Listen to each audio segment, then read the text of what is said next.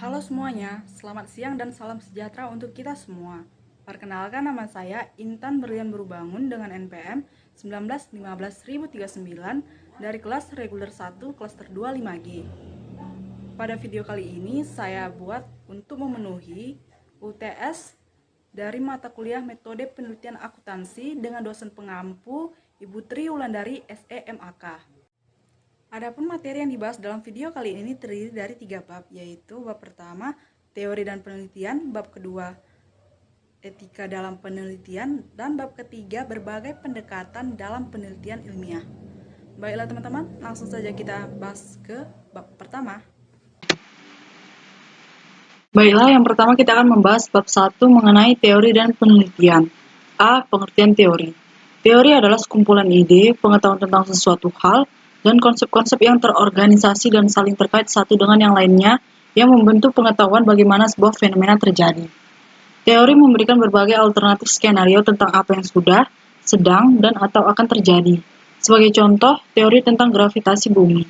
Teori ini menyatakan bahwa sebuah objek jika dilempar ke atas dalam batasan kekuatan tertentu, suatu saat akan jatuh kembali ke bumi karena adanya daya gravitasi bumi.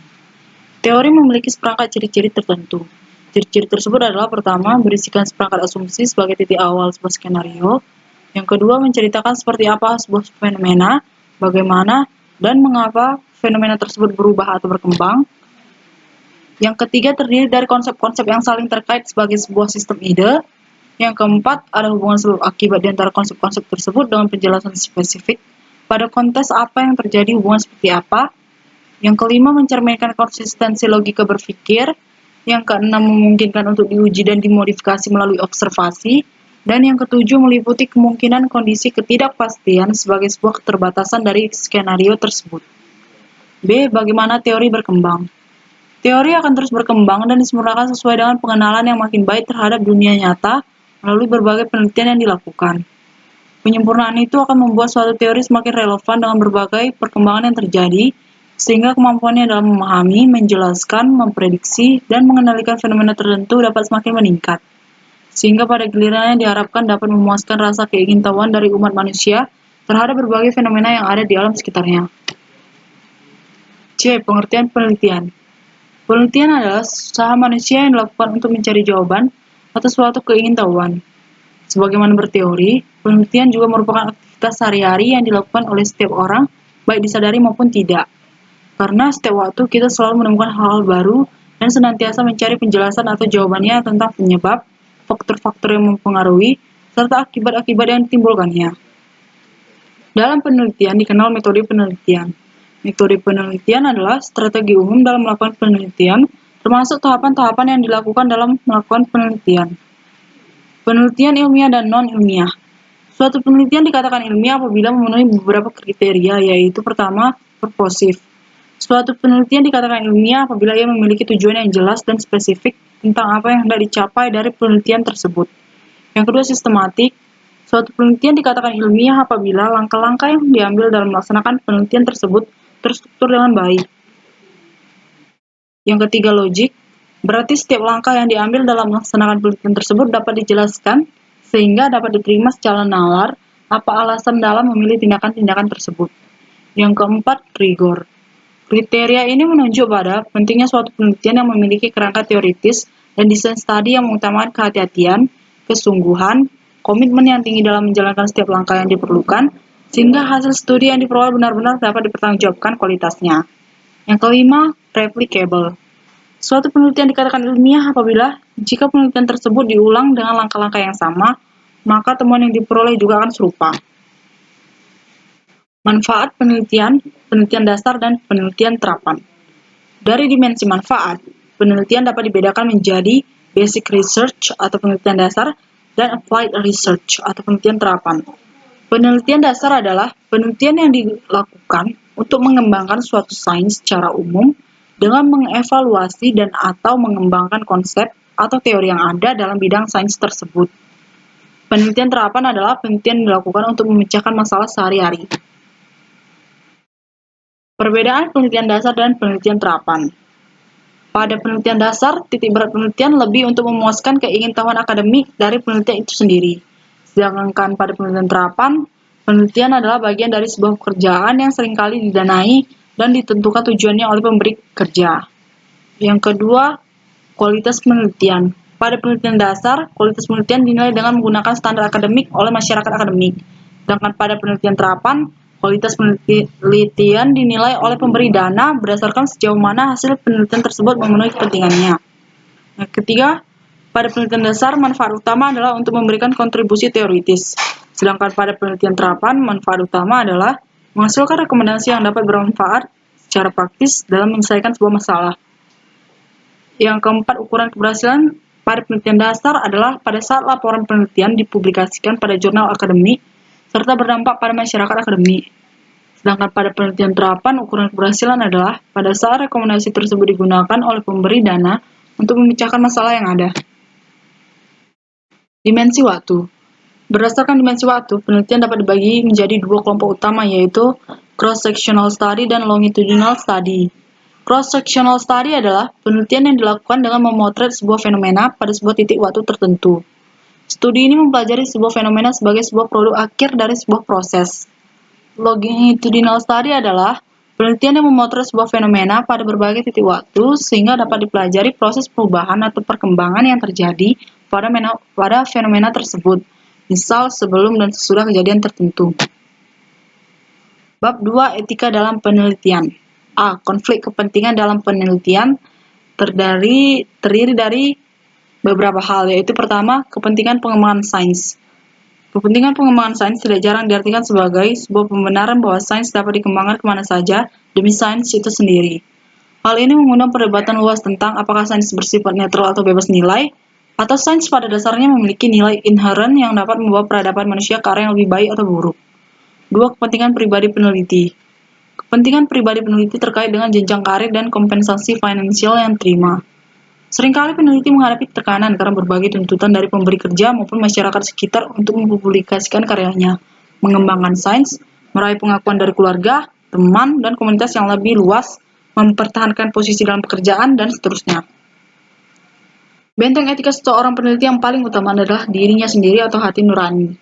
Hati nurani memegang peranan yang penting, memungkinkan seorang peneliti mampu untuk memilah dan memilih putusan yang akan diambil dari sekian alternatif yang ada dalam menjalankan penelitiannya.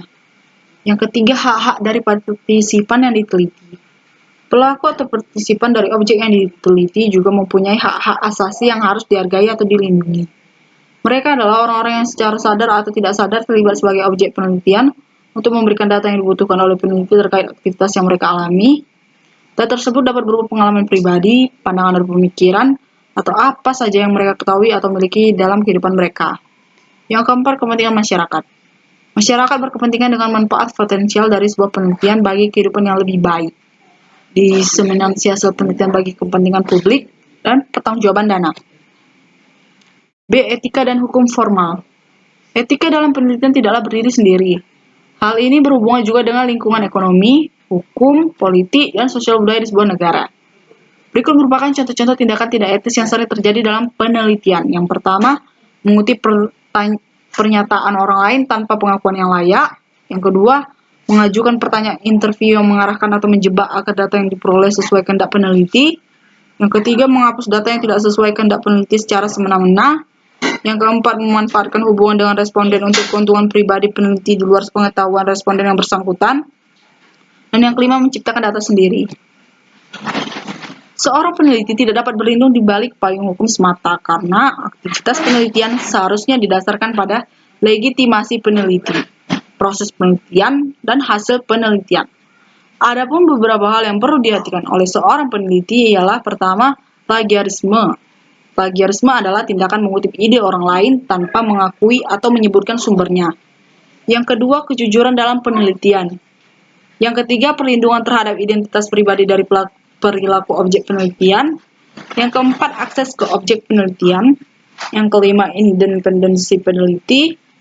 Yang keenam, pelecehan terhadap pelaku objek penelitian. Dan yang ketujuh, informasi yang dimiliki pelaku objek penelitian tentang konsekuensi penelitian yang dilakukan. Yang berikutnya ialah bab 3, berbagai pendekatan dalam penelitian ilmiah. A. Dua pendekatan dalam penelitian ilmiah.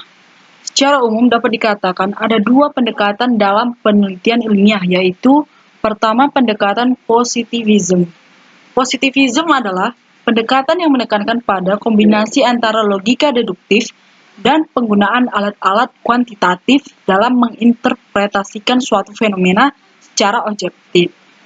Pendekatan ini berangkat dari keyakinan bahwa legitimasi sebuah sains dan penelitian berangkat dari penggunaan data-data yang terukur secara tepat, yang diperoleh melalui survei atau kuesioner, dan dikombinasikan dengan statistik dan pengujian hipotesis yang bebas nilai atau objektif. Hubungan dapat berupa korelasi atau hubungan sebab akibat. Yang kedua, pendekatan alternatif. Pendekatan alternatif mempercayai bahwa penelitian terhadap fenomena sosial tidak dapat mengadopsi begitu saja pendekatan pada penelitian ilmu pasti. Berbeda dengan positivism, pendekatan ini lebih menekankan pada pemahaman yang bersifat kualitatif dan mendalam tentang fenomena yang diteliti. Pendekatan alternatif menggunakan peneliti itu sendiri sebagai alat untuk mencapai suatu kesimpulan. Kekuatan pendekatan ini bukan pada objektivitas hasil studi yang diperoleh, namun lebih ke pengenalan secara mendalam untuk menjelaskan apa yang ada di balik simbol. Kedua pendekatan tersebut memiliki filosofi berpikir yang berbeda tentang ontologi, epistemologi, dan asumsi sifat manusia. Ontologi dalam pandangan positivism menyatakan bahwa realita memiliki struktur yang konkret dan independen terhadap pemahaman manusia, atau realitas sosial sebagai fenomena objektif. Sebaliknya, alternatif cenderung memandang realita di sekeliling kita terdiri dari seperangkat label dan konsep yang diciptakan oleh manusia sendiri dalam benak mereka untuk menolong mereka memahami fenomena-fenomena yang terjadi, dan kemudian makna pribadi dari realita tersebut dinegosiasikan bersama oleh individu-individu yang terlibat. Di aspek-aspek kunci pembanding antara positivism, interpretatif, dan kritikal. Ada beberapa aspek kunci yang dapat digunakan untuk membedakan secara ringkas ketiga pendekatan di atas, yaitu alasan melakukan penelitian, asumsi tentang sifat dari realitas sosial, asumsi tentang sifat manusia, sifat dari teori yang dihasilkan, penjelasan yang dianggap baik, bukti yang dianggap baik, jenis penelaran utama dalam melaksanakan penelitian, nilai-nilai pribadi para pelaku, dan metode penelitian yang digunakan. Berikut merupakan kriteria dalam mengevaluasi penelitian. Yang pertama, kelayakan metode penelitian yang digunakan terkait sifat pertanyaan penelitian yang diajukan. Yang kedua, kejelasan hubungan antara penelitian tersebut dengan bangunan pengetahuan dan teori yang telah ada. Yang ketiga, adanya penjelasan yang telah memadai tentang kriteria yang digunakan untuk memilih kasus untuk diteliti dan mengumpulkan serta menganalisis data. Yang keempat, sensitivitas metode penelitian tepat untuk menjawab pertanyaan penelitian. Yang kelima, pengumpulan data dan pembuatan catatan-catatan terkait dilakukan dengan sistematis. Yang keenam, prosedur analisis menggunakan referensi yang layak terhadap data yang diperoleh. Dan yang ketujuh, analisis dilakukan secara sistematis. Thank you for watching. Sekian teman-teman video penjelasan dari saya. Apabila terdapat kesalahan dan kekurangan, saya meminta maaf. Sekian dan terima kasih. Selamat siang dan salam sejahtera untuk kita semua.